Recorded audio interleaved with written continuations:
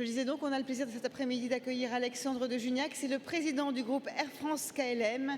Il va nous parler des acquis sociaux versus les enjeux mondiaux. Air France, vous le savez, qui a connu donc au mois de septembre et d'octobre une des grèves les plus marquantes de son histoire, une grève qui lui a fait perdre 300 millions d'euros. Voilà, merci d'accueillir maintenant Alexandre de Juniac. Merci de l'applaudir.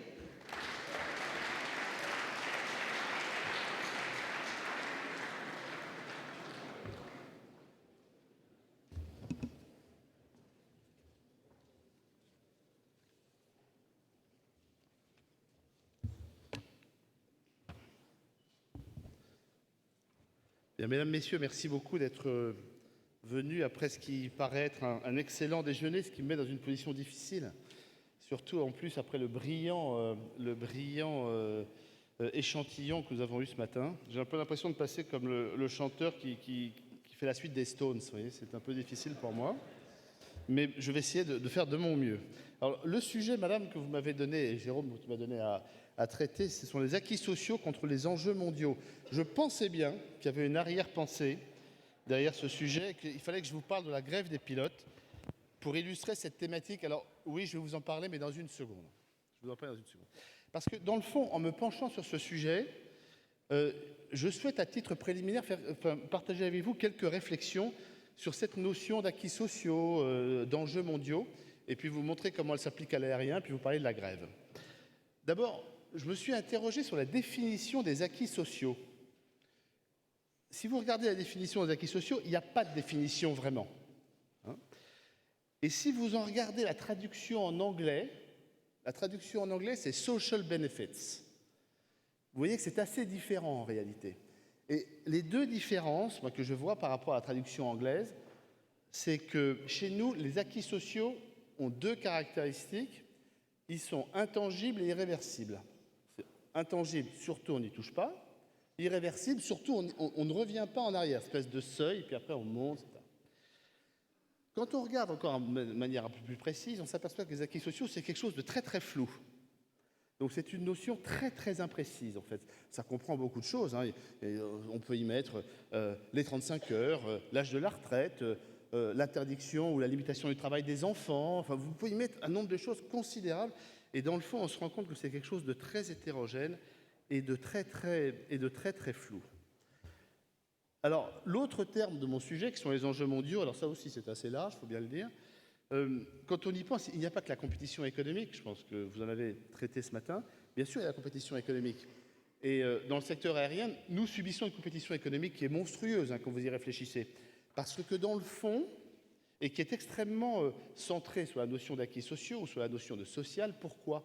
Parce que dans nos coûts, nous maîtrisons moins de la moitié de nos coûts. L'autre moitié, c'est le fuel. Donc bon, je regarde tous les matins le prix du Brent, qui est une donnée sur laquelle j'ai zéro pouvoir.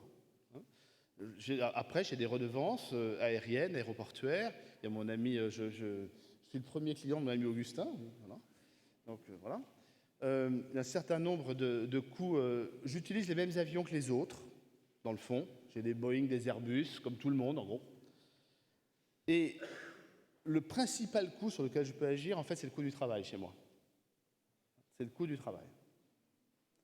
Donc, vous voyez bien, je me bats statuts sociaux contre statuts sociaux face à Qatar, face à Singapore Airlines, face à, dont l'ambassadeur est là, voilà, face à Emirates ou face à China Eastern. Donc, pour moi, c'est absolument clé ce qui se passe dans mon coût du travail. Mais vous voyez bien qu'il n'y a pas que la compétition économique dans les enjeux mondiaux, il y a la technologie. Quand vous y réfléchissez 2 minutes, la durée du travail qui, paraît-il, est un acquis social, paraît-il. Quand vous y réfléchissez, qu'est-ce que ça veut dire que la durée du travail pour un ingénieur qui a un smartphone ou une tablette chez lui ? Absolument rien. D'ailleurs, nos ingénieurs, nos cadres, d'ailleurs, et même pas que nos cadres, travaillent chez eux. Alors, on peut juger ça très bien, très mal, mais la durée du travail, qu'est-ce que ça veut dire ? Pour une population, est-ce que c'est un acquis social, en fait ? Pas sûr, Autre élément, l'évolution des mœurs, par exemple. Je me suis penché sur la réglementation du travail des enfants, qui est un acquis social. Alors vous savez que les premières réglementations, elles datent de 1840. Hein. Il fallait avoir au moins 8 ans dans des entreprises qui comptaient au moins 20 employés.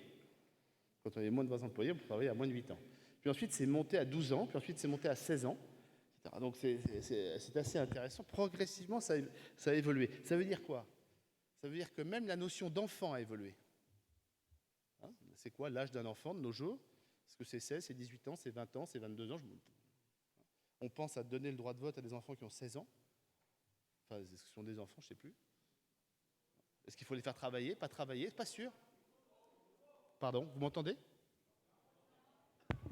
Vous m'entendez? Le message à droite? Vous m'entendez là? Pardon. Oui, donc on pense à donner le droit de vote à des enfants de 16 ans. Est-ce qu'il faut leur donner? Est-ce que ce sont des enfants? On les fait travailler à quel âge en fait? Vous voyez, c'est un sujet pas évident. Alors je ne vous parlerai pas de l'âge de la retraite, acquis social, 65, 60, 62. Avec l'allongement de la vie, est-ce que ça a un sens, cet acquis social? Dit autrement, à l'aune de ces constatations, quand vous y réfléchissez, avec l'évolution des enjeux mondiaux qui sont économiques, qui sont sociaux, qui sont sociétaux, qui sont technologiques, tout ce que vous voulez, les acquis sociaux, ça ne peut qu'évoluer. Ça n'est pas une notion figée. Ça, c'est pas du tout français. Ou ce n'est pas dans l'acception française de la notion d'acquis sociaux, dans cette notion d'irréversibilité et d'intangibilité. D'autre part, les acquis sociaux, quand vous y réfléchissez aussi, et moi je le vis dans l'aérien, c'est souvent une manière de protéger pardon de ce terme barbare, mais qui est un terme anglo-saxon, les insiders. Les acquis sociaux, c'est pour ceux qui sont dedans. Alors ceux qui sont dehors, on s'en fout, mais complètement. Mais non, mais ils ne sont pas inclus. Hein, donc les acquis sociaux, c'est ceux qui sont dedans. Et puis il y a ceux qui sont dehors. Il y a ceux qui sont dehors maintenant, et il y a ceux qui sont dehors dans le futur. Hein, il y a beaucoup d'acquis sociaux qu'on défend au mépris des générations suivantes. Qu'est-ce que c'est qu'un système de retraite non financé pour nos enfants? C'est juste une escroquerie, hein, quand on y réfléchit 2 secondes. Et puis, le troisième élément, donc ces acquis sociaux peuvent évoluer. À quoi servent-ils? À qui servent-ils? Troisième élément, quelles sont les limites qu'on peut mettre à cette évolution des acquis sociaux? Moi, je crois que, je n'ai pas de leçon, aucune leçon à donner, c'est un peu un compromis entre là où nous voulons vivre, ou ce que nous voulons vivre, ce que nous pensons de vivable, et ce que nous pouvons assumer. Ça, c'est difficile. Alors, dans l'aérien, ça veut dire quoi? Je vais vous donner cet exemple parce qu'il est assez illustratif. Donc, dans l'aérien, je vous rappelle, compétition mondiale, nous avons 2 grands compétiteurs. Par le haut, les compagnies du Golfe, voilà des gens qui arrivent avec prestations plutôt de qualité, des prix en dessous des nôtres. Mais, comme me le disait mon homologue de Qatar Airways hier, à propos de la grève que j'ai eu à subir, il m'a dit Monsieur de Juniac, chez nous, c'est juste pas possible, on les aurait tous envoyés en prison. Je lui dis pas chez nous. Pas chez nous. Non mais Donc vous voyez, une concurrence qui rend les choses un peu compliquées pour nous, face à des gens qui n'ont pas les mêmes droits ou les mêmes acquis sociaux, disons-le comme ça. Et puis de l'autre côté, alors quelque chose de complètement différent, c'est les low cost qui arrivent par le bas du marché. Ils ont pris la moitié du marché européen, 45% du marché européen. Quand je suis rentré chez Air France, il y a 6 ans, ils en avaient 39.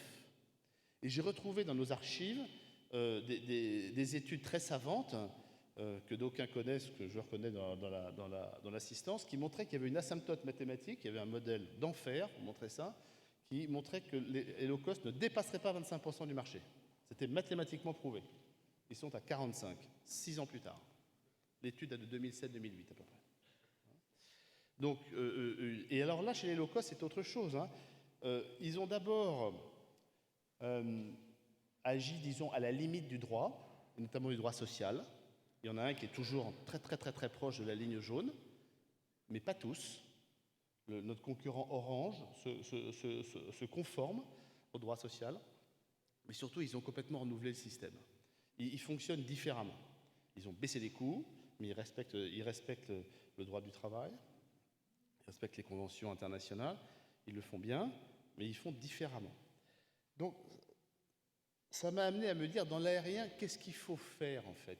Comment est-ce qu'on peut expliquer ça à une compagnie qui, comme Air France, a probablement parmi les coûts de personnel les plus élevés? On est en train de le comparer à nos principaux concurrents.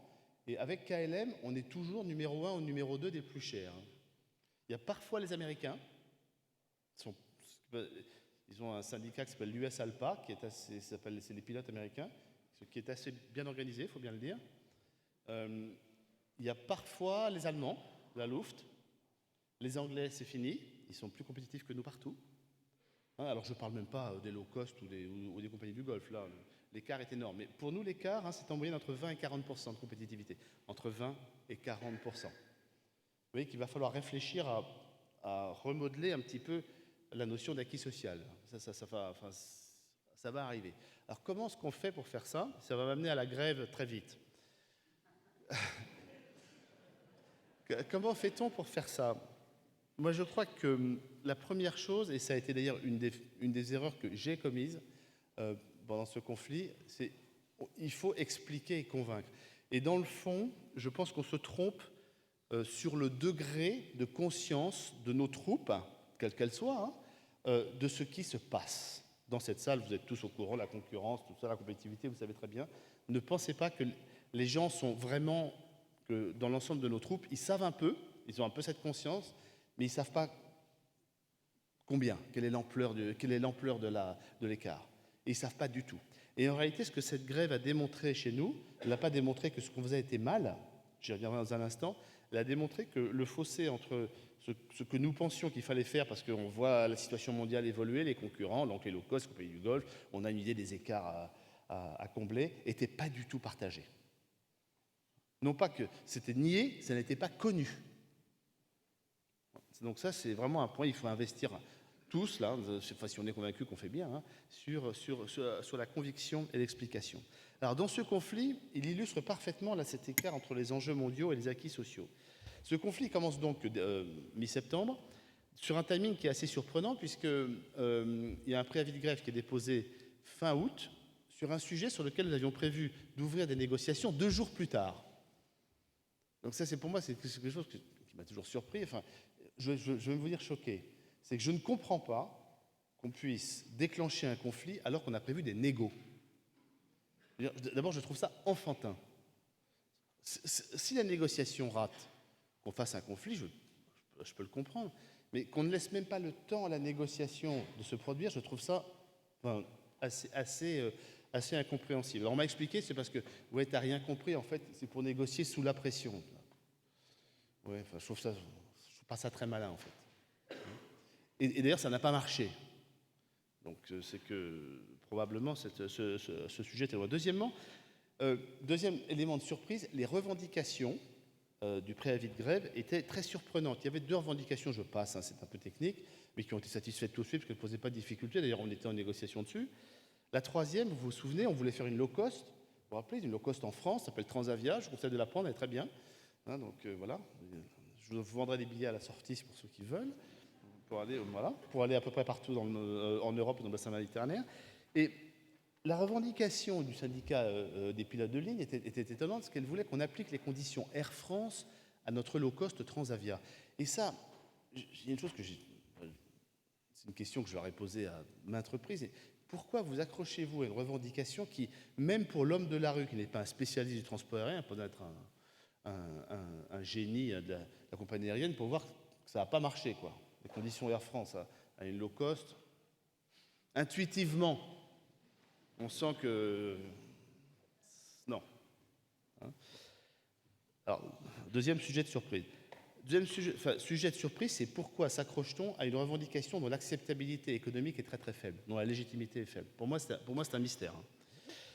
Troisième élément, et c'est là qu'on en vient au choc avec les acquis sociaux, et à mon avis, l'erreur que j'ai commise, c'est que nous avons introduit assez tard, après le dépôt du préavis de grève, mais avant le début de la grève, un sujet qui était de développer Transavia hors de France et hors de Hollande, faire Transavia Europe.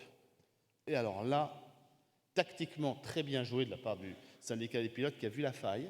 C'est bien joué, je veux dire, on n'avait pas expliqué, j'avais pas suffisamment appliqué la première règle que je viens de vous donner, qui était de convaincre, expliquer pour convaincre, on n'avait pas expliqué. Il y avait des raisons, mais c'était comme ça. On a vu sortir tous les grands tabous de la société française.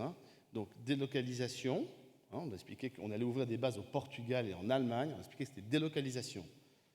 Je vous ferai juste observer que le caractère pro-européen de la population française est assez remarquable. Portugal et en Allemagne, en Europe de l'Ouest, je crois. Voilà.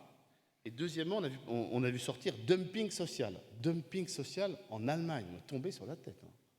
Au Portugal, je veux bien, et encore, témoin de l'arrogance française. Bien sûr, les acquis sociaux français sont évidemment supérieurs au reste du monde, qui sont peuplés de sauvages, bien connus, dont les Allemands ont une brutalité inouïe, les Portugais, c'est bien en dessous. Mais j'ai eu le droit à des réflexions comme ça. Vos pilotes portugais, qu'est-ce qu'ils ont? Non, mais je n'invente rien. C'est quand même inouï, quand on y réfléchit, à la fois dans l'engagement européen et la considération qu'on peut avoir de la protection des autres. Inouï quand vous y réfléchissez. Et donc, cette tactique a bien marché, parce que c'est là qu'on voit que quand on joue sur ce qui était considéré comme un acquis social, ou ce qui pouvait les menacer, on ne savait pas bien ce que ça allait menacer. Petit détail, on ne délocalisait pas un emploi, mais rien. C'était des emplois qui vont être créés plutôt par nos concurrents si ce n'est pas nous qui les créons. Donc de toute façon, ce ne sera pas des emplois français puisque ce sont des emplois créés au Portugal et en Allemagne. On s'est battu contre Ryanair depuis 15 ans. Quand ils ouvrent une base en France, ils appliquent le droit français. Ce n'est pas pour arriver au Portugal et dire on va appliquer le droit français. C'est quand même un petit peu de cohérence. On a même eu le droit à la demande d'un certain nombre de leaders que leurs syndicats viennent représenter les pilotes allemands. Je veux dire, vous avez bonne chance, vous avez discuté de ça avec le syndicat Cockpit qui représente les pilotes allemands, puis vous allez nous raconter comment ça s'est passé la réunion, parce que je voudrais être là. C'est quand même, c'est la vision bonapartiste. Vous savez, on met le drapeau français sur toutes les places d'Europe. Et donc, mais c'est intéressant parce que ça montre que ce sujet-là a fait bouger l'entreprise et un peu le gouvernement. On nous a dit Transavia Europe, là, dumping social, délocalisation, là, ça inquiète tout le monde. Et donc, nous l'avons retiré. On était obligé de le retirer. Mais voilà un bel exemple de choc. Acquis sociaux, vaguement, on ne sait pas bien lesquels, d'ailleurs, mais enfin, apparemment, il y a quelque chose qui est menaçant. Et puis, enjeux mondiaux, c'est la concurrence. Sans low cost, Air France KLM ne contrôlera pas au moins la moitié de son marché. Donc, quand je vais aller voir Monsieur Richard Anderson, le président de Delta, avec lequel j'ai une joint venture qui fait 13 milliards de dollars sur l'Atlantique Nord, donc un énorme machin. Quel est l'intérêt que je représente? C'est pas Alexandre de Juniac, ça ne l'intéresse pas beaucoup. Air France, KLM, il s'en fout. Je lui apporte le marché européen. Et M. Liu, qui dirige China Eastern, je lui apporte le marché européen. D'ailleurs, moi aussi, je lui serrai la main parce qu'il m'apporte le marché chinois ou le marché américain. Mais si je lui dis, Monsieur Liu ou Monsieur Anderson, la moitié du marché européen m'échappe et probablement 60% dans 4 ans et puis 70% dans 8, il va me dire, Monsieur Julien, vous ne m'intéressez vraiment pas. Nos accords seront terminés dans 2 ans et puis voilà. Donc c'est fondamental pour nous. Fondamental. En plus, vous tous, vous voulez voyager par des low cost. Vous avez tort, mais c'est comme ça. Voilà, je pense que vous avez tort. Mais enfin, c'est ce que vous aimez. Vous aimez être maltraité. Donc voilà. On va s'en occuper. À part que sur Transavia, vous serez bien traité. Très bien traité. Voilà. Et donc, ça ne sert à rien de lutter contre le marché. Mais vous voyez à quel point il faut expliquer. On n'a pas suffisamment expliqué. Il faut le faire. Il faut le faire. Et donc, c'est comme ça qu'on arrive un peu à surmonter cette opposition apparente, parce qu'il y a beaucoup de fantasmes, beaucoup d'illusions, beaucoup de non-dits, quelques mensonges tactiques, bien faits d'ailleurs, j'étais la victime, donc je le reconnais. Mais c'est aussi pourquoi on n'arrive pas beaucoup, je pense, enfin peut-être dans ce pays, pardon de généraliser, au-delà d'Air France KLM, mais Air France représente un tout petit bout de société française, si on veut, un peu caricatural peut-être. Pourquoi est-ce qu'on n'arrive pas à faire avancer les choses? On n'a pas suffisamment expliqué, donné les enjeux, et quand on les a donnés, là, on y arrive. Alors je vais vous donner, ce sera ma conclusion. Quand j'ai fait le plan Transform, c'est le premier plan d'Air France KLM que j'ai fait moi, quand je suis arrivé, en 2011-2012. C'est un plan qui a porté sur 10 000 suppressions d'emplois au total, donc c'est quand même beaucoup. Sur 20% de gains de productivité, on a supprimé par exemple 2 semaines de congé. Vous voyez, ça vous paraît évident, 2 semaines de congé à supprimer, mais c'est pas évident, je peux vous dire. Quand vous vous présentez devant tout le monde en disant hop, 2 semaines de moins, moyennement populaire, et on l'a fait avec les syndicats. Les syndicats ont signé nos accords. y compris les pilotes d'ailleurs. Et pourquoi? Quand j'y ai réfléchi, je me suis dit, qu'est-ce qu'on avait fait?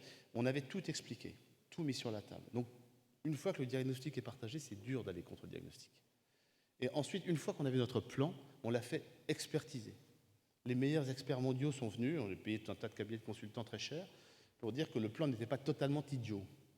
Donc après, une fois que le diagnostic est partagé, qu'on considère que le plan n'est pas... C'est comme ça qu'on y arrive. Et dans le conflit, ce que je crois, c'est qu'on n'a pas suffisamment expliqué la partie européenne. Nos troupes n'étaient pas prêtes à accepter, ou ils voyaient le low cost comme une menace, alors que c'est une opportunité pour eux. Je rappelle à nos pilotes, aucun n'allait forcer dans la low cost, c'était sur la base du volontariat, et ils ne pouvaient que gagner de l'argent. Je me réveillais de temps en temps la nuit en me disant, mais pourquoi ce conflit? Il n'y avait que du plus. J'avouerai qu'il y a un moment où on ne comprend plus, quoi. Mais qu'ils m'ont expliqué après, ils m'ont dit, oui, mais monsieur, on a peur pour nos enfants qu'ils ne pilotent que des avions low cost. Je dit, écoutez, vous êtes drôle, mais moi j'ai déjà 200 candidats de pilotes Air France pour 70 places. Donc ça ne doit pas être le bagne quand même. Bon. Donc là, le non-dit, les fantasmes, on n'explique pas. Et puis, je leur ai dit, mais vous savez, moi, si on ne fait pas ça, nos enfants, il n'y aura plus d'avion Air France. Donc ça va être un peu compliqué après. Donc il n'y aura plus de pilotes, ils iront piloter chez Qatar. Et là, M. Qatar, il m'a raconté comment il considérait le droit de grève, c'était pas tout à fait la même chose que nous. Après, vous vous débrouillerez. Donc tout ça pour vous dire, les choses sont difficiles, elles peuvent être expliquées, il faut y consacrer du temps. Et puis, il y a un moment où il faut aussi savoir dire non. Voilà. De temps en temps, ou oui, mais il faut assumer les décisions qu'on prend.